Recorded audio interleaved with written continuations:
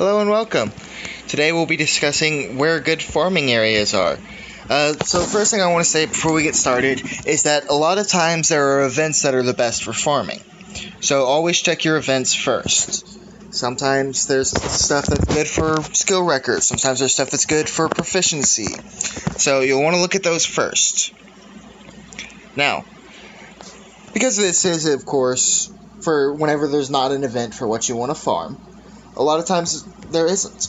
Like right now, the current event is mainly focused on this weapon avatar and some other stuff as well. But we don't necessarily want that all the time. So the first thing that you want to keep in mind for farming options is actually if you want to start with your weapon proficiency and your experience. Now, the good way to farm for weapon proficiency and experience is typically, for weapon proficiency in particular, because those are just based on the number of actual kills. You'll want to go to the highest floor you can actually get to at the moment. For me, that's floor 9, but I haven't really done anything there yet. I hadn't really gotten to the quests, so it's really floor 8. So, on each floor, you'll find that there's quests throughout the floors. There's typically 1 or 2 per area that are repeatable quests. The advantage of these is that they actually give decent rewards. Let's see. Like you'll see here, if you look at the map, there's one right here in the middle, and there's one over here by the Snowlit Woods. So let's make a quick run over to the one in the middle so we can kind of take a look at it. But yeah, for weapon proficiency, the only way to do that is actual kills against enemies. The stronger the enemy, the more weapon proficiency it gives you. For example, I'm going to fight this guy on the way real quick. We'll see how much I get from this frozen guy spirit.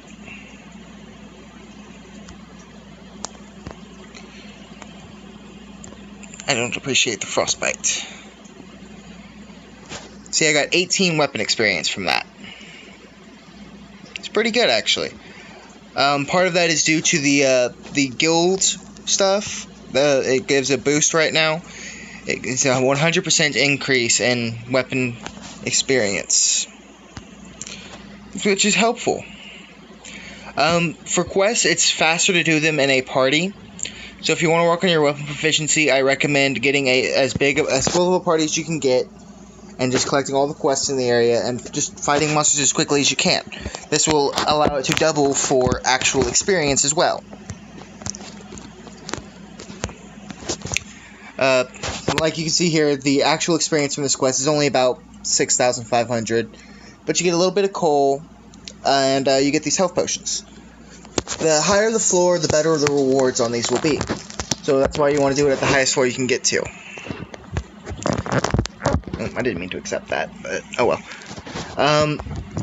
But yeah, there's just for on the floor weapon proficiency is the best way to go.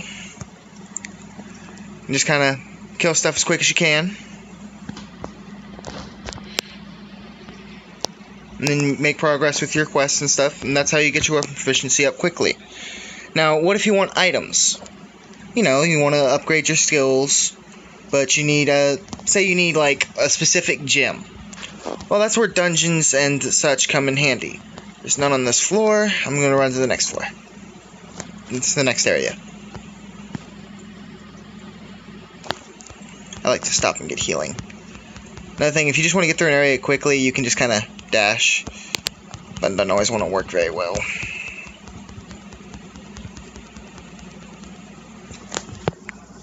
But yeah, for gems and stuff like that, probably the most efficient way to get them if they're not in an active event is to go to a different dungeon or a different labyrinth. Well, you know, where you fight your bosses, and check the score rewards. See if the thing that you need is on the score rewards, or if you have gotten the skill reward for the completed yet. In addition to the score rewards, there's also different drop rates. Monsters and bosses in dungeons and labyrinths have a higher drop rate for the different items. Like, see here, this has gear enhancing stuff. So it's got slicing stones, it's got refining hammers, it's got blocking stones, and they're pretty decent ones. Plus it's got Memorian Eater, which will allow you to limit break different skills that you have. so it's pretty useful.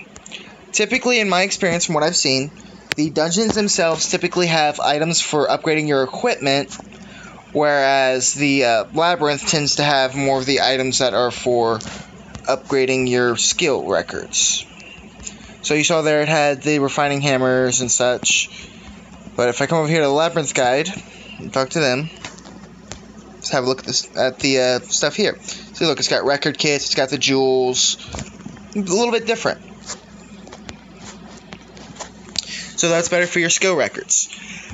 But let's say, for example, that just in case you've finished all your score records for all of this stuff. Well, there's still an option for you. And this option is I like in particular for a very specific reason. If you head over to the quest board, the character quests. They are very nice.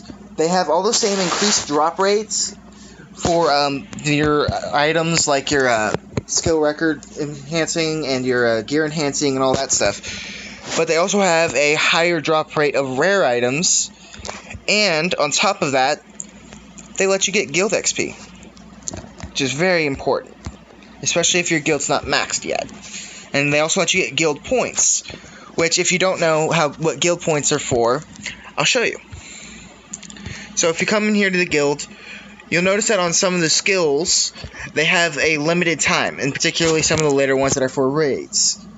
Like this one here, it increases defense plus 20% in raid boss dungeons for 12 hours. So that has to be reapplied over and over again. So what the guild points are, is in order to switch between different skills, you have to pay that guild point price. So we want to have a good large stock of guild points, especially with guild raids, so we can just keep buffing. Get the higher HP, recovery, get the defense up, get the attack up, make the raid easier. And then of course we want to have enough to change back when we're done. So, that's useful stuff. But that doesn't cover everything. One of the hardest items to get is probably release crystals, and they're very valuable. Release crystals are how you increase your weapon proficiency skills.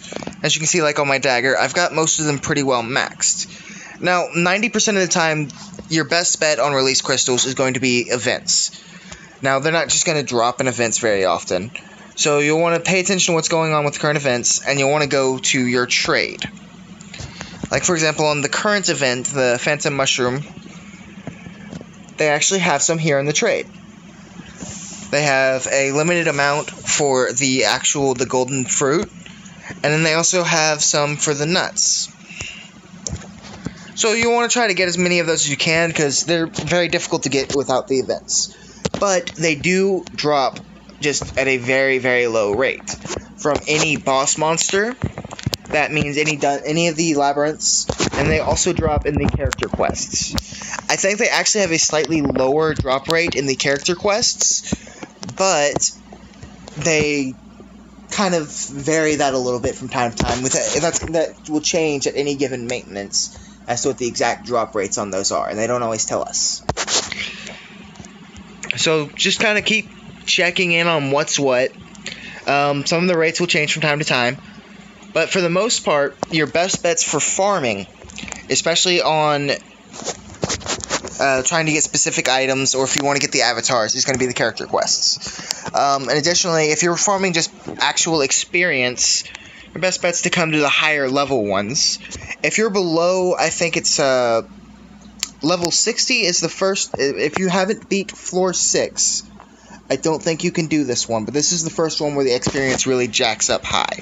You get much higher experience from character quests after you unlock this level 61. See, the Fighting Together with Legendary Sword has really high experience. Green Fairies on a Diet gets even higher. And the Lonely Silica one goes even higher than that.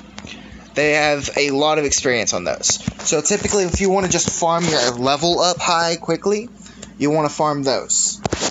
But they don't really do much for your weapon experience, because on some of them, the kills you get don't even count towards weapon experience, even though it's actual kills with your actual weapon, because it's in the character quest. Just like in some of the events, the kills in them don't count for weapon experience. It's kind of iffy on which ones do it and which ones don't. So if you're not concerned about weapon experience and you just want to increase your level, then you will want to jump in on the character quest for that because it's faster.